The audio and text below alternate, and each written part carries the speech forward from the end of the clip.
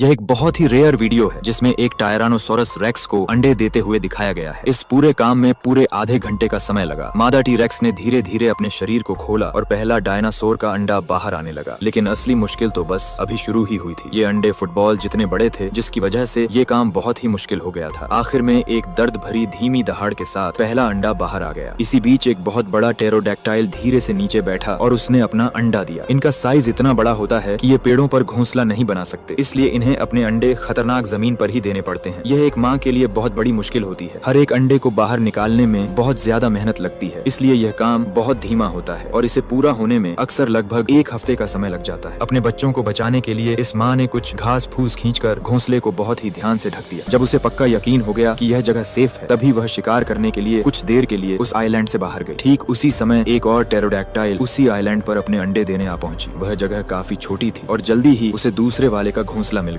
गुस्से में आकर उसने उसे तोड़ना शुरू कर दिया। उसे मालूम था कि वहाँ खाने की कमी है और उससे सिर्फ एक ही परिवार का पेट भर सकता है, इसलिए अपने बच्चों को जिंदा रखने के लिए बाकी सब घोंसलों को हटाना उसके लिए जरूरी था। जब वह उस घोंसले को तोड़ ही रही थी कि तभी पहली वाली माँ वापस आ गई। अपने घोंसले पर हमला होते देख वो बहुत ज्यादा गुस्से में आ गई और उसने तुरंत पलटवार कर दिया। वैसे तो दोनों का साइज लगभग एक जैसा ही था, लेकिन माँ के हमले बिना रुके लगातार हो रहे थे। उसकी नुकीली चोंच एक बहुत ही खतरनाक हथियार बन गई थी। उसका हर एक हमला जानलेवा था। बाहर से आने वाली वो मादा जल्दी ही अपनी हिम्मत हार गई और उस आइलैंड से भाग खड़ी हुई। सिर्फ टी रेक्स और टेरोडैक्टाइल ही नहीं, कोरिथोरैप्टर के भी अपने अलग तरीके होते हैं। इनमें मादाएं अंडे देने का काम करती हैं, जबकि नर उन अंडों को सेने का काम संभालते हैं। नरों के झुंड के लिए यह कोई छोटा काम नहीं है। दोपहर की तेज धूप अंडों को बहुत जल्दी गर्म कर सकती है, इसीलिए नर अपनी चौड़ी पूंछ और आसपास की घास फूस का इस्तेमाल करके उन्हें सीधी धूप से बचाते हैं। रात के समय वो बारी बारी से शिकार करने जाते हैं, जबकि बाकी लोग घोंसले की रखवाली करते हैं। झुंड में अंडे सेने का यह एक बहुत बड़ा फायदा है, फिर भी खतरा बना ही रहता है। इन्हीं के बीच रहने वाले वेलोसिरैप्टर नाम के डायनासोर अंडों की चोरी करने का काम करते हैं। ये कभी भी बड़े और मांसाहारी जानवरों पर हमला नहीं करते, बल्कि सीधा उनके अंडों को ही अपना निशाना बनाते हैं।